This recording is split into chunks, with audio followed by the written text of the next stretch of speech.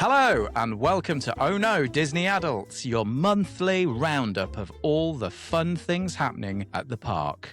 I'm Drew and I'm joined as always by my co-host Harry. How you doing, lad? Hello. Hello. Yeah, all right. All good. All right. We have to great. pretend we've not just been talking for 10 minutes. That's what we have to do. We've got to pretend we've just walked into the pub, the virtual pub with all of our Disney friends, the cantina, to bring it back to Star Wars that we were just talking about.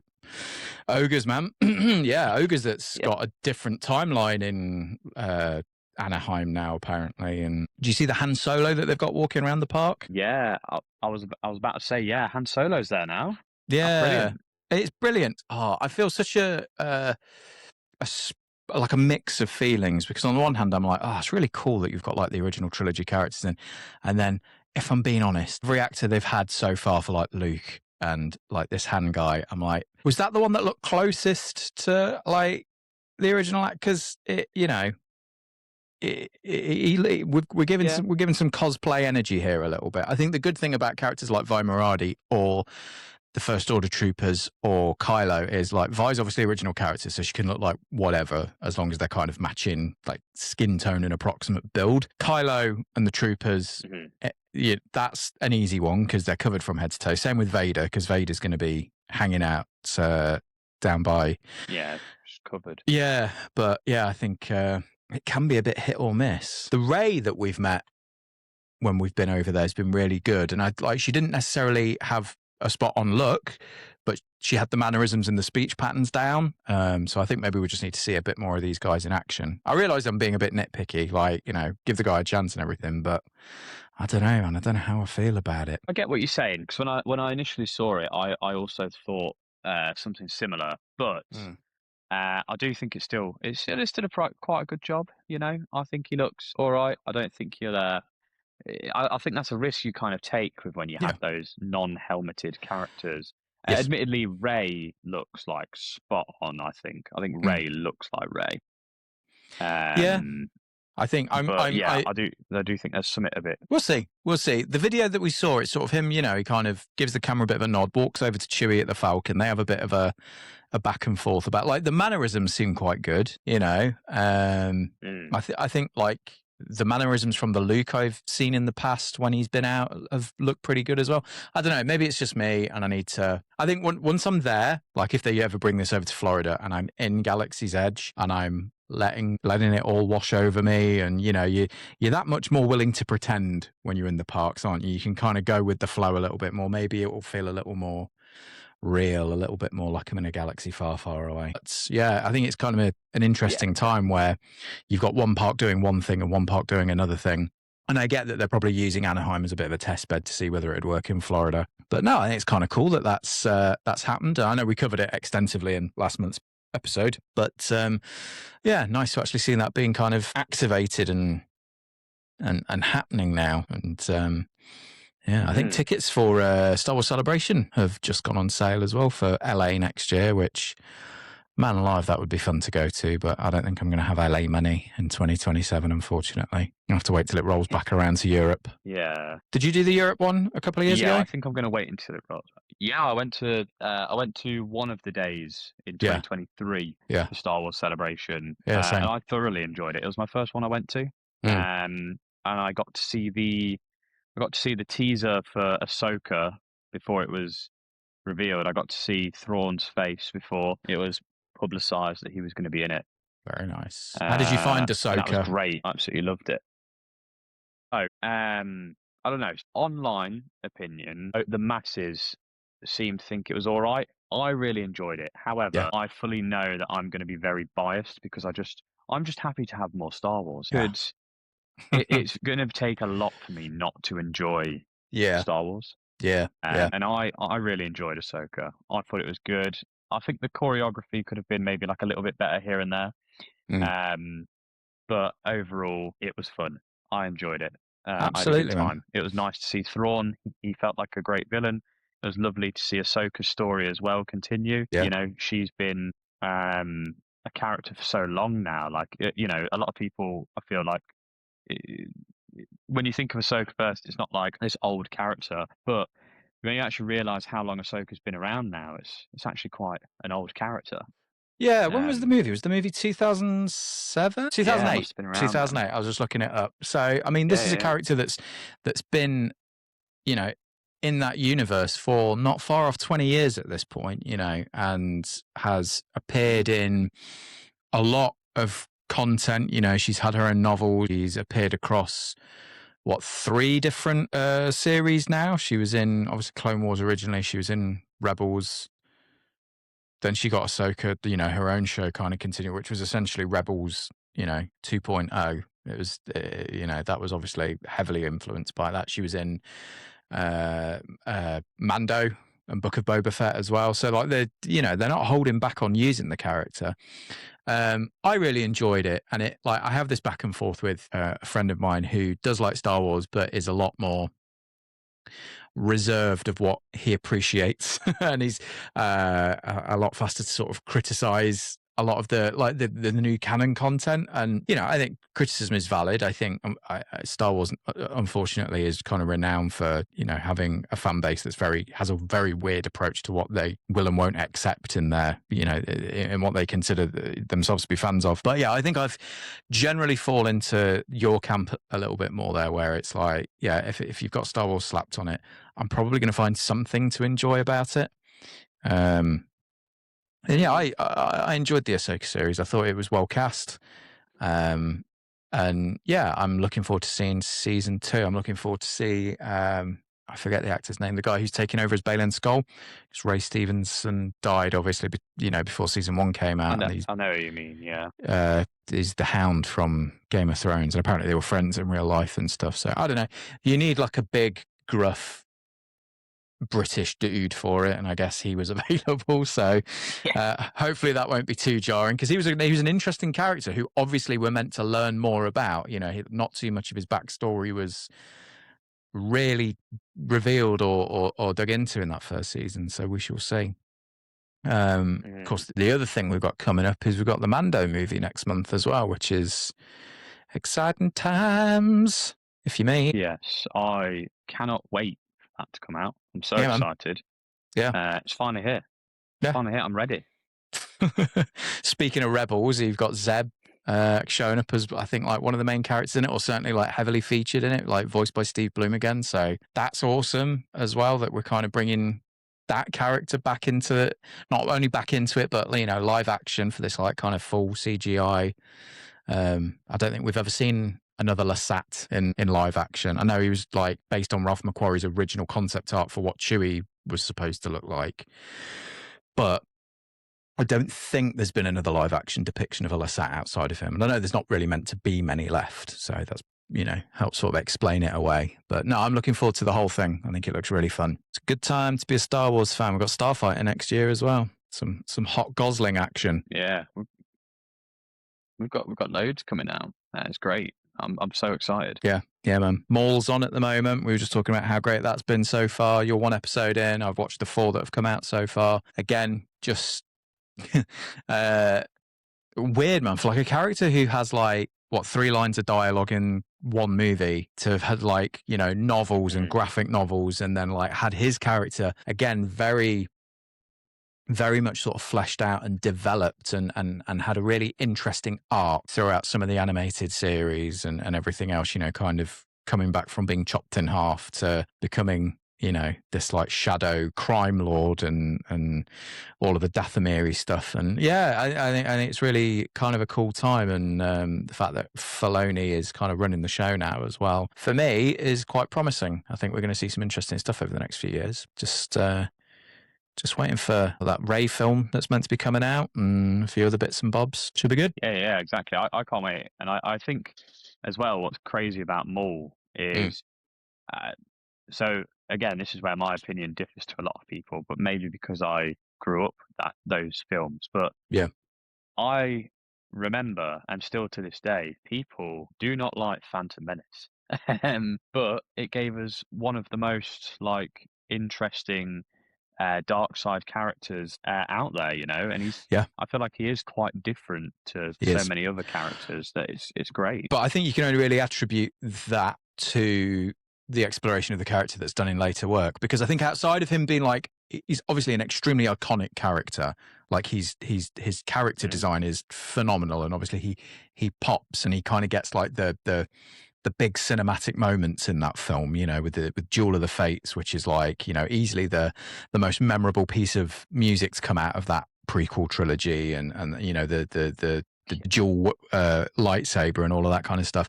But apart from like looking cool and having, you know, two blades on his saber, not much else happens with that guy in that first film. I think, like, I have criticisms of Phantom Menace. I can enjoy it from a nostalgic point of view. I see its weaknesses. I can enjoy a lot of it anyway, more so than I probably could 10 years ago. But I think that character was criminally underused in that. And I think sort of from the way he was shown in trailers, people perhaps expecting more of him than what we got originally. But, you know, obviously to bring him back and do everything else they did with him has really paid off. It's really, really cool. It's another character I'd quite like to see wandering around Galaxy's Edge at some point.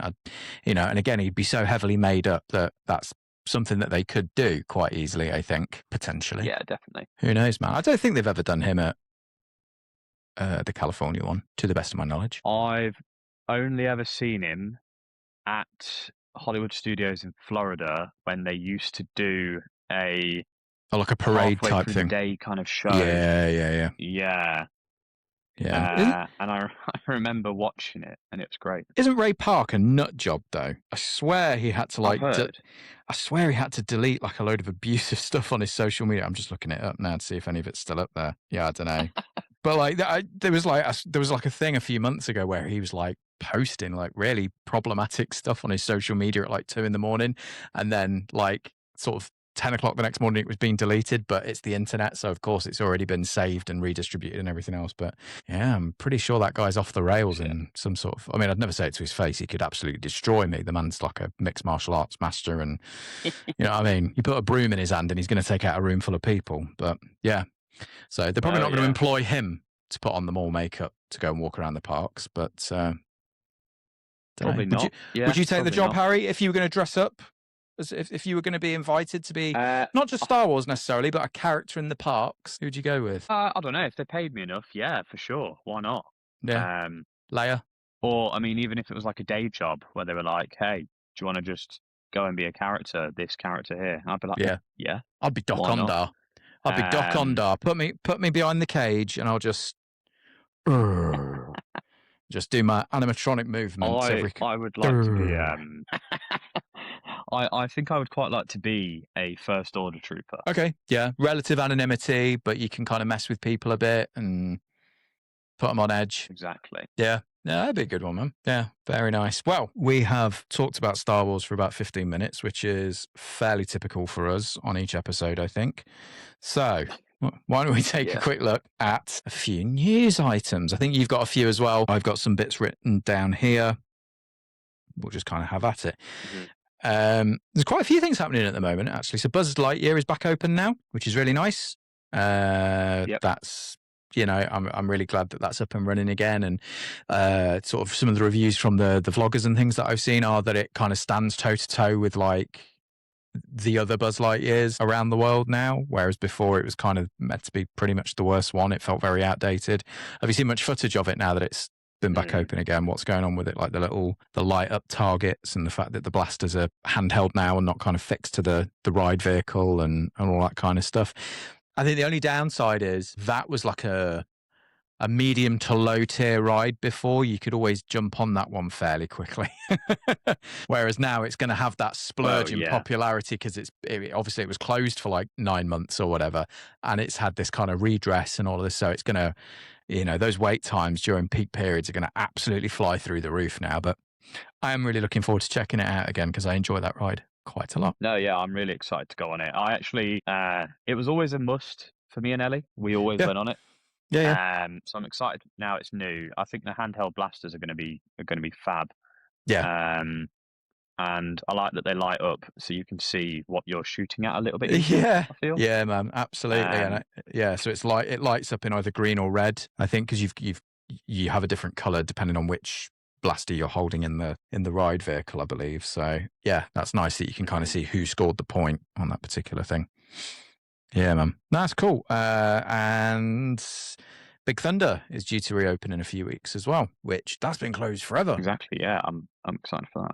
That was closed. Was it like Yeah, it really January? has. January last year, so we're like a 16-month closure, which is bananas because they're not even retheming. It's the same ride, you know. And again, not an Imagineer. I don't know how. Obviously, they're not going to keep it closed longer than it needs to be, but like it's going to be interesting to see what they've done with it in that time. Like I know they've relayed a lot of track. I know they've updated some of the animatronics. They have, I think there's like more water elements to it now. There's like more geysers of like spraying water, and the little cavern at the beginning is meant to be different and stuff. So I know they were testing it with sandbags a few days ago, the ride vehicles, and now they're doing cast member previews on it. So it's like soft launch, but May 3rd, apparently, is when Big Thunder Mountain, Oh, I can't wait. the wildest ride in the wilderness, comes back to life.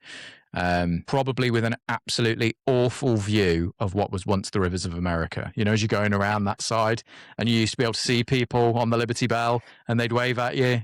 And now it's just going to be like cement trucks and like, I don't know, some dude sitting eating a sandwich. Else. Yeah. Because that's a way off being finished yet. Well, you know, what can you do? Apparently they're like, they're pouring concrete at the moment, I think, into Piston Peak. They're like filling it and starting to build vertically as well. So I've seen a couple of like, you know, blurry shots where people have kind of stuck their phone up over the big fences and stuff to try and get a bit of footage. It's nothing particularly interesting, but it's interesting to see that they've kind of made some progress, because there's no, as far as I'm aware, there's no like vague date for when that's going to be finished. I think they're being fairly tight-lipped about that. It's kind of when it's done type thing. And despite not being the biggest Cars fan in the world, I am looking forward to seeing what that ends up being like. Especially being as it was such an iconic part of that park that's gone away as well. So hopefully it kind of lives up to that and is a big draw. And then you get Villains Land behind that. So yeah, but I mean, Big Thunder Mountain's going to have horrible views for ages, because you've got Villains Land happening in the back. Then to the side, you've got Piston Peak being built. So it's all just going to be construction materials. No, they're really going to want you to focus on these new audio animatronics and things, and just kind of divert your attention away from all the stuff that's been built, I guess. But what can you do? Yeah, I mean, it's gonna look like a building site for a while, I think. Yeah. But regardless, I'm very happy that Big Thunder is being opened again, because that means it's open for the time that I go, and that's great. And you go. That's the main thing. And I'm pretty sure that, you know, Josh D'Amaro was listening to this and saying, you know, kind of getting back to the Imagineers and the teams, and going like, guys, the Ono Disney Adults boys are coming in September. It has to be done by then. They can't come here and not be able to ride these rides. So you really need to, you know, pull your fingers out, get going, get it done, because otherwise they're going to be talking about it on the pod. You know, stocks are going to tank if Harry and Drew can't ride Big Thunder Mountain. It's just the kind of pull we've got these days. We can't ride Big Thunder. We ride it. It is what it is. They are literally getting it fully ready for me and you. And yeah, I mean, if they don't, people will riot. Yeah, as most of all. I mean, I'll riot a little bit. I get quite hot. Yeah. Do you know what I mean? Like, I'll riot and then I'll have to go and hydrate for a bit. A mild rioting. Yeah, I'll be rioting. I'll be rioting fairly politely whilst eating spring rolls in Pecos Bill.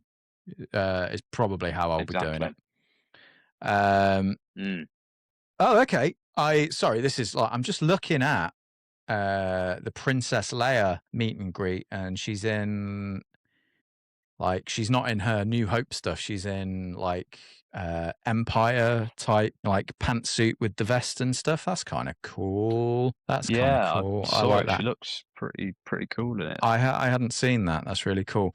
No, what I was looking for, because I'm horribly ill prepared, was the next piece of news, which is Rock and Roller Coaster. So I assume you've seen. Yeah. Do you want to take the lead on this one, man? Because I'm still looking at I mean, they're the bringing out they've released the songs, I believe.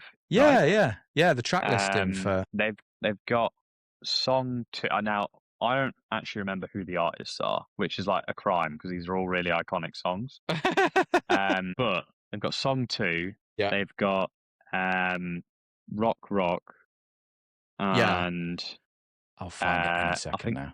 is Born to Be Wild Yeah, man. on So there basically, as yeah. well? So it's all done by Electric I've literally Mayhem. got it here. Yeah, it's all done by Electric Mayhem, and then they are Yeah. featuring some guests. So it's like a 5-track listing, I think. And here we go. So yeah, you've got song 2, which is The Electric Mayhem, made famous by Blur, which that song always amuses me because that was Blur trying to spoof the American alternative scene at the time. Like they made that song to make fun of like alt bands in the mid to late 90s, and it ended up being like one of their most popular songs ever. And I think it like Russell's Damon Albarn's Jimmy's a little bit, that like one of the songs they're most known for is one they were just kind of like, you know, sticking a middle finger up to like this alt music scene. Yeah, man, it's like one of the only Blur songs I can stand to listen to. So yeah, we've got song 2 by the Electric Mayhem. So I should say, I get carried away assuming that people always know what we're talking about. The Electric Mayhem are the band in the Muppets, led by Dr. Teeth, and Rock and Roller Coaster is a loop-de-loop indoor roller coaster that was previously you were backstage. You were at the recording studio with Aerosmith, and they had to go to a gig, and you have to race across Hollywood to meet them there because they're going to give you backstage tickets. And so you get on the roller coaster, which looked like a limousine, and then as you went round the ride, you would get one of like 4 or 5 Aerosmith songs that would play as you went round. Obviously, no one cares about Aerosmith anymore. If you care about Aerosmith, I'm sorry, but no one cares about Aerosmith anymore. Like, you know, I'm not questioning their legacy. I'm not questioning their ability. But in terms of like, you know, relevance in a major international theme park in 2026, I can see why they decided not to kind of renew that, you know, when they could shift to something like this where they already own the IP indefinitely. And I think it was absolutely the right move to do the Muppets. I'm really excited for this. So it's all been changed out. I think it's still a limousine. It's still a race across Hollywood. But you're dealing with the Electric Mayhem instead of Aerosmith. And so instead of 5 Aerosmith songs, you will get treated to 1 Electric Mayhem song. And they are all covers of famous rock and pop songs over the past kind of 30, 40 years. So song 2 by Electric Mayhem, Born to Be Wild. Electric Mayhem featuring Camilla the Chicken. Which is beautiful. I cannot wait to hear Camilla the Chicken, hopefully on lead vocals for Born to Be Wild. Have you got the others up there? Yeah, I've got the others here. So we've got Born to Be Wild. Yeah. Love Roller Coaster. Yep. Featuring Jennifer Houston and Questlove. Yeah, so Jennifer Hudson wasn't she originally like a pop idol winner, or, you know, a Voice or something like that? But then she's like become an Oscar winner in the meantime and stuff. Again, like I think more of a thing in the States than anywhere else these days, but very recognizable. And Questlove, which is obviously like a legendary producer, which is cool. And then what are the others? The next one is Rock Rock Till You Drop, which is featuring Def Leppard. Beautiful. Again, just the kids are screaming on TikTok for more Def Leppard, so I think that's an interesting choice. I don't know. Yeah, I thought that when I saw it, but you know, is what it is. I'm not complaining, dude. And then the last, yeah, no, same. I'm not complaining. It's going to be great. I had to listen to it. It's going to be great. I think it's going to be right. It's just going to be hilarious, I think. And it's going to be such a good ride. I can't wait. Yeah, absolutely, man. And then the last one they had was Walking on Sunshine. The last one they had was Walking on Sunshine. Yeah, featuring Kelly Clarkson. Which is cool. Again, we're going for multiple talent show winners here, but I think Kelly Clarkson's definitely carved herself a path way, way beyond that. And obviously they have the ability to add over time. I think they mentioned something in one of the articles about how there's potentially bonus tracks or something like that, sort of, you know, insinuating that over time they'll record more stuff and they'll add different tracks to the playlist and things like that. Whether they end up doing something like, was it Rip Ride Rocket, where there was like a secret playlist and things that you could get over at Universal Studios, you know, that big one where you could kind of choose your song, but if you knew the code to put in beforehand or whatever, you could kind of choose from all sorts of stuff. There was like hundreds of things you could choose from. So yeah, that's going to be really, really fun. I'm looking forward to that reopening. I doubt I'll get Beanie on it, which is a shame because I think she'd probably like it, to be honest with you, but I just don't think she's quite brave enough for it yet. But you and Ellie are down for Rock and Roller Coaster, right? You must have done it a bunch of times. Yeah, we are down for Rock and Roller Coaster. We've done So not Rock and Roller Coaster, but we've done Flight Force in Paris a load of times. Yeah. Which, for anyone who doesn't know, that is the Avengers themed. It's mainly it's Iron Man and Captain Marvel. Yeah. Fighting off some missiles in space. But it's essentially the same track as Rock and Roller Coaster. Yeah, so it was a more extensive version of what they've just done with this one, which was they had an Aerosmith ride that they then wanted to redress, and so they kind of pulled it apart and put it all back together with a really cool Iron Man animatronic in the ride queue. What about the guys that you're traveling with this year? Are they going to be up for whatever thrills you throw at them? One of them will be for sure. Yeah, 100%. He is Okay. gonna go straight to that, and he loves the Muppets as well, so he's going to be on that, I reckon. Other one, not so much. Okay, they're just going to hang back and hold bags and things, maybe, or Yeah. They're just going to be the bag holder for that day. Yeah, it's one of the nice things about us going with this other family this time is like if Beanie's chickening out on stuff, we're going to be able to just kind of go, that's fine, you stay with them for for 20 minutes and me and your mum are just going to go jump on this. Like I think we're going to get to do Geo 82, which we didn't get to do last year because it's 21 and over.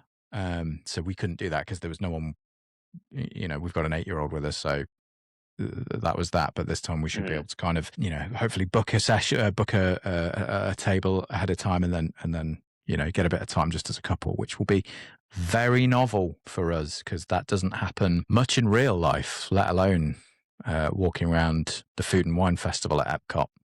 So yeah, I'm really looking forward to that. Yeah. Are you? Yeah. You've not done. Did you go last year? Yeah, not last year, but I've been to the Food and Wine Festival before. No, but you've not done Geo 82 yet, have you? You've not been whilst that's been home because I think that was like. Oh no! Sorry, yeah, I've not done Geo 82 yet. No. Because I think that's only been open about a year, if that. So yeah, and it's I believe so. Yeah, we've not done that. It's a bar. It's not like massively themed or massively Disney, but it's new and it's got a nice view of Epcot and it's adults only. And so that in itself is very much a novelty for me. So I do want to go and do that in terms of like things I want to do that I've not already done. I think I'd like to go back to Trader Sam's again this year if I can as well. Speaking of bars, because that was a really good time. I really enjoyed doing that. I won't be spending over $100 on souvenir tiki mugs this time. So it should be a slightly cheaper trip, which would be good as well. Not that the booze is ever that cheap, I've found in Disney World. No, there's definitely a premium there. Rather pricey. Yeah, considering that the drinks never taste that strong as well. I know a lot of them are pre-mixed.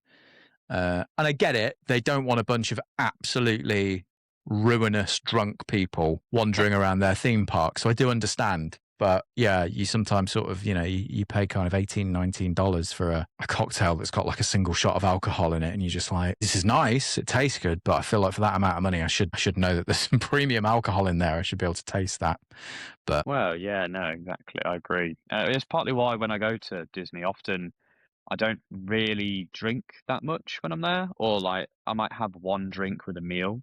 If I'm feeling a bit, might as well. Yep. But because they're all like $18 or something like that for like a cocktail, which is you can burn through money very quickly if you're on a session while you're there. Absolutely. Yeah, definitely. I don't envy the people that drink around the world at Epcot. That's a lot of money. I don't want to do that.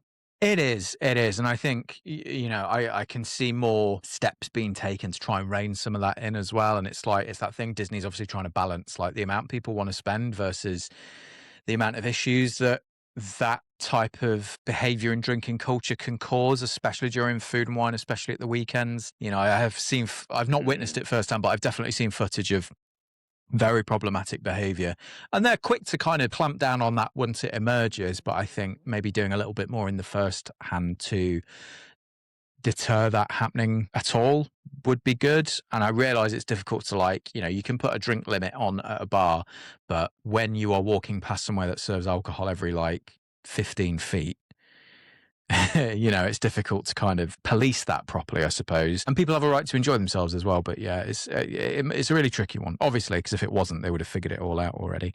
But yeah, I think the two main reasons I don't drink a lot when I'm there is dehydration.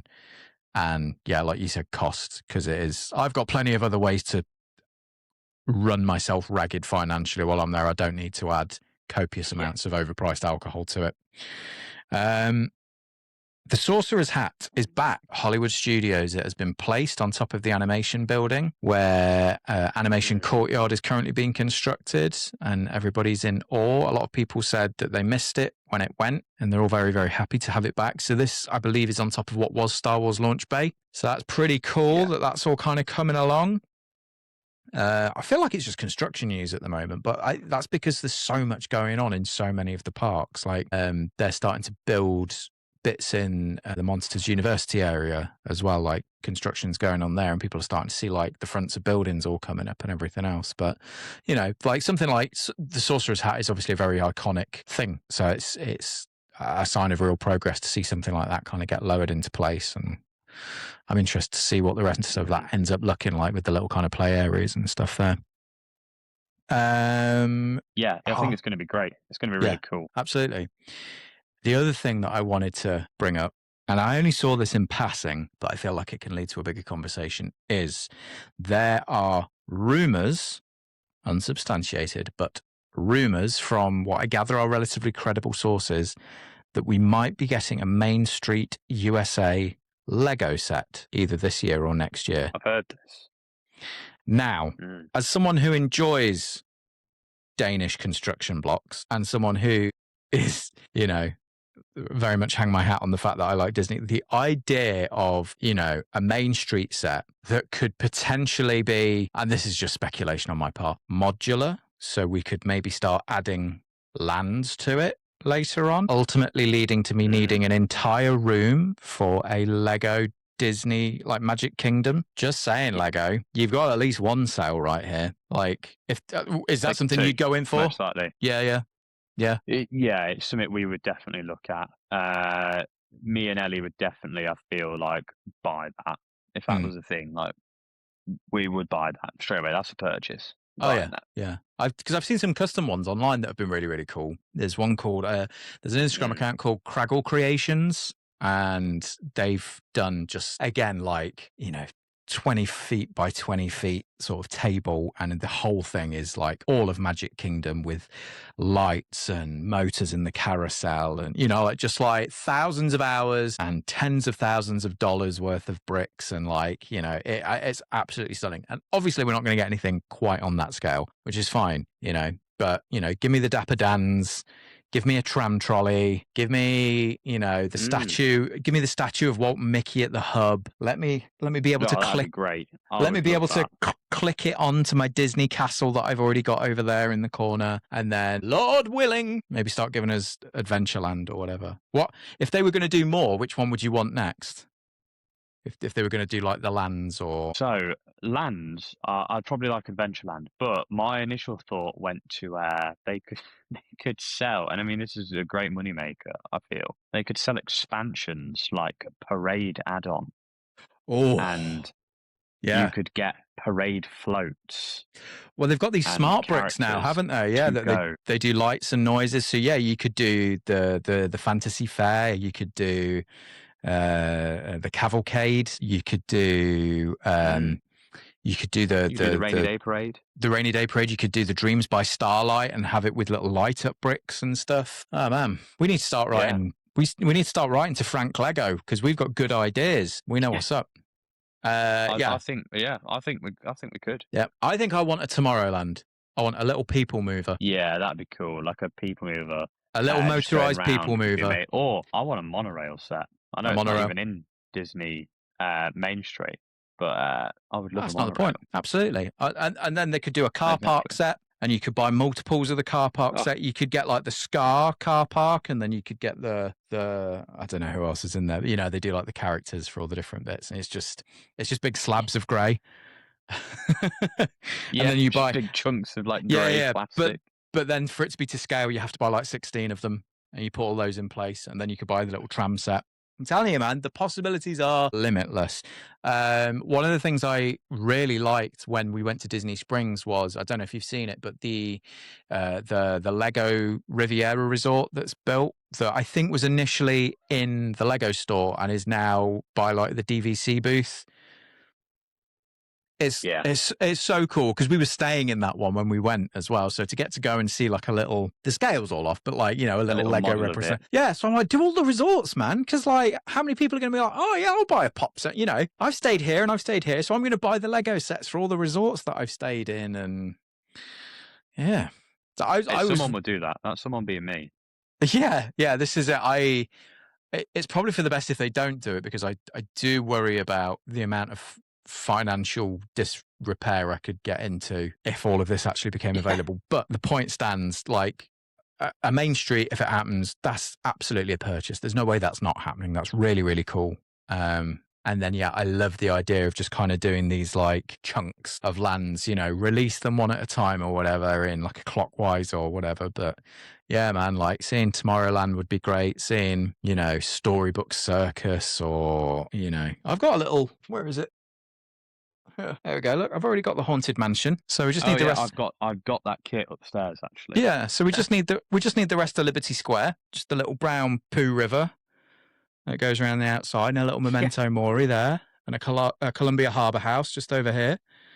It's all up here, man, I'm telling you. So, yeah, again, like a rumour, not even confirmed, could be absolute nonsense and never happened, but my heart swelled at the very thought of it, so I'm really hoping that happens.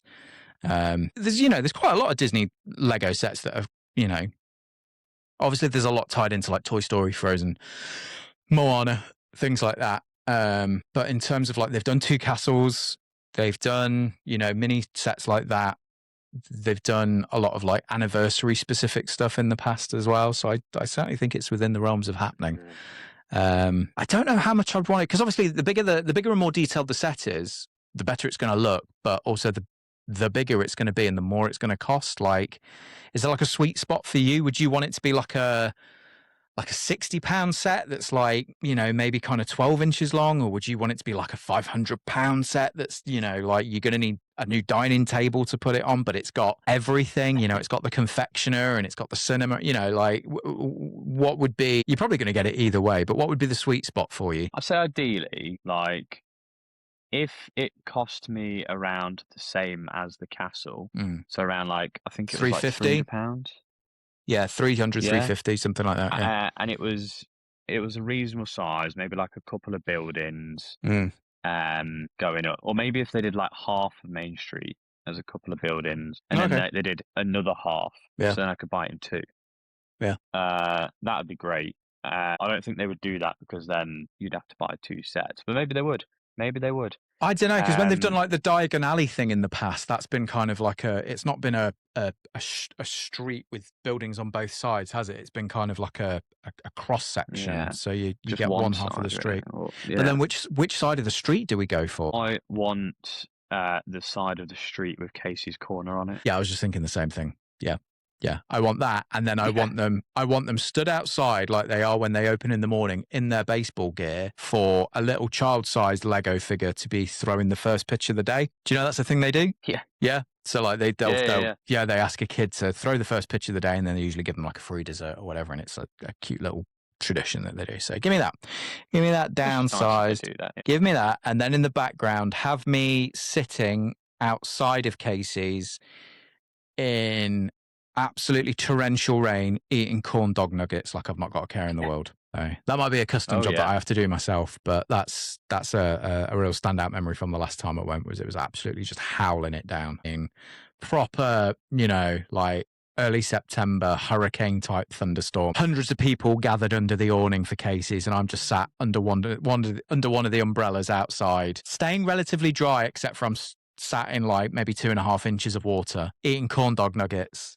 just like enjoying it, but also realizing I'm kind of trapped till the weather lets up. Like if I try and exit, I've got about 10 seconds before I look like I've just dived into a swimming pool. But yes, that is the side I would go for, I think. As much as I love the confectioner, and what's on the other side? You've got like there's like a jeweler's type thing. There's the Crystal Arts. Yeah, you got jewelers. You got the crystal. You got the portraits. Ice cream. Yeah. They could do both, couldn't they? They could Starbucks. Yeah. I think I think the more iconic side of Main Street, this isn't a conversation anyone's ever had before, but the more iconic side of Main Street is the side that has the main Emporium on it and Casey's, I think. Definitely. Yeah. Have you got anything else then in terms of like news and stuff? Anything else that you picked up on that's happened over the past few weeks? There's a new resort being built. Oh, I forgot what it's called.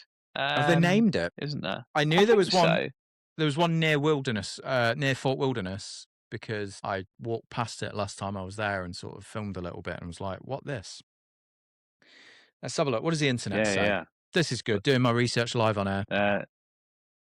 Yeah, I mean, I totally could have done the same. I literally have read the name before, I'm pretty sure. But sorry, my super fast internet will tell us in a minute. There we go. I've got it. I've got it. The Lakeshore Lodge. You got it? Yeah, the Lakeshore Lodge. Lakeshore Lodge, and it looks I think I've seen some concepts. It looks really nice. I don't know if it's going to be another deluxe resort, a value resort, a medium level. It's going to be a Disney Vacation Club resort. Oh, lovely. Yeah, have to keep an eye on that one. Originally announced November 2024, currently under construction and scheduled to open in 2027. It will be located near Magic Kingdom on the site of the former River Country water park, which I never went to Disney World while it was there, but I've seen footage of it abandoned. A lot of people wondering for a long time what was going to happen to that area that they just kind of left. But yeah, man, there we go. That's kind of cool. Cool for me because I've got points, so I'll be able to stay there. I'm sure there's a lot of other people grumbling that they're doing yet another DVC, but I know they're just trying to get more and more people interested in opening. Oh yeah, look at this. This is pretty. It's got it's in keeping with that kind of wilderness vibe. Very, a lot of wood paneling. I think it looks lovely. Yeah, man. I think it's really nice. It looks really cozy. I'm not a DVC member, but not upset that they're building another DVC club because it's just another nice building that I can just go and wander around if I want. Absolutely, because there'll be restaurants and bars there that you can go and eat at and drink at. Yeah, absolutely. Exactly. Man. Yeah, nothing is if you're not in DVC and Disney Vacation Club, and you want to go to these places like the Riviera, or if you want to go there, obviously you probably won't be able to stay there unless you get some points from someone, or if you become a member of DVC. But there's nothing stopping you from going in and having a look. You can fully go around, dine at the restaurants. You could even walk through the hallways if you really, were brave enough. And they want you to do that. Wouldn't, because that feels wrong. They want you to do that as well because they're hoping you're going to fall in love with it and then want to buy a contract from them as well. So it's kind of like a passive sales pitch almost. But yeah, I mean, Topolino's on top of the Riviera. Look at a room as well. Yeah, they often have that, don't they? They will have. I think most of the DVC resorts will have a room specifically for you to go and check out. We went and looked at the Island Tower rooms that they've built next to the Polynesian last time we were there because we were interested in staying. And so they have like a studio and a 1-bedroom that are just kind of side by side, and you can just go in and have a look at them. And that's just how the rooms look. And I think most places have that as well. And then some of the areas elsewhere have them. So I know that if you go to like the DVC building at Disney Springs, they have the Riviera mock rooms there as well. So you don't even have to be at the resort. You can just be at Springs. And I think you can go and check that out, which is quite cool. But yeah, this looks lovely, man. Exactly. Oh, so 2027. I think we're skipping next year. I don't think we're doing Florida. I think we might have a cheeky Paris trip, but we're not going to be doing Florida. But that means that when we do return in 2028, this should be up and running. So I imagine it'll be hard to get a room there. But, I'm also planning on going in 2028. You are? Yeah. Cool. Did I tell you so we're not just staying at the Riviera anymore? Did I tell you about this last time I saw you? I don't know if it had happened yet or not, but we are doing. No, I don't think you did. Yeah, so we're now doing a week at Riviera and a week at Boardwalk. Oh, nice. Trip. That'd be amazing. Yeah, I'm really, really looking forward to that. I'm excited for you to stay at Boardwalk, mate. That's gonna be sick. It was really high up on my list of like the ones that I wanted to stay at. So I'm really glad that we got it. And we've got a couple of points left over. So I've been waitlisted for like an extra night at the end. Because like the way that your points work is if you don't use all of them in that year, you can bank them for the following year, but you can't then transfer them after that. So you kind of lose them. So the way it kind of shook out was we would have, I don't know, like 20 points or something like that left over. And they're like, oh, we can put them into 2027. I was like, well, we're not traveling to Florida, or like that's not enough points to do anything at Paris. So I was like, can I put on an extra night at Boardwalk at the end? She said, well, there's nothing available, but I can waitlist you. But we were waitlisted for a whole week at Boardwalk anyway, and we got it. So I'm kind of keeping fingers crossed that we get an extra night there. But yeah, I'm really looking forward to that. So we get to go back to the Riviera, which is beautiful. We love it there. It's wonderful. But then we get to try something new as well. So I'm really, really looking forward to that. It's going to be really fun. Yeah, so, that'll be great. I reckon that'll be absolutely amazing. Was that all the news for this week? Did you have anything else that was going on, or have we covered all the major points, do you think? No, yeah, I think we've covered all the major points, you know. I think we've gotten everything. Yeah. Nice, cool. Well, yeah, I think we'll maybe look at wrapping it up there for the week then. Thank you ever so much. If you're listening, if you are watching, you can find this on Spotify. If you're listening, you can find this on YouTube. Whichever way you prefer to listen/watch is absolutely fine by me. Wherever you check it out, it really helps for you to subscribe or follow. If you can like the videos or comment or just engage in some way, it really helps with the algorithm of that platform kind of pushing us forward and recommending us to people who watch other things that are similar. So people who already are watching things like Disney vlogs or listening to other Disney podcasts, they might get suggested us if they're seeing that there's some engagement and interaction. So if you are listening or watching, thank you very much. If you want to support in some way, that is absolutely the best way to do it. Ono Disney Adults has an Instagram as well. It is primarily like holiday stuff from me, but I do update it with other things from time to time. And if you want to reach out to chat, or if you've got any questions, or if you'd like me to talk with Harry about anything in particular on the show, that's the best place to reach out and do that. And yeah, I think that's going to do it for this month. Thank you ever so much, and cheers for the chat again, Harry, as always, mate. And we will see you next time. It's been great. It's been lovely. Absolutely. Bye. All right. Take care. Bye.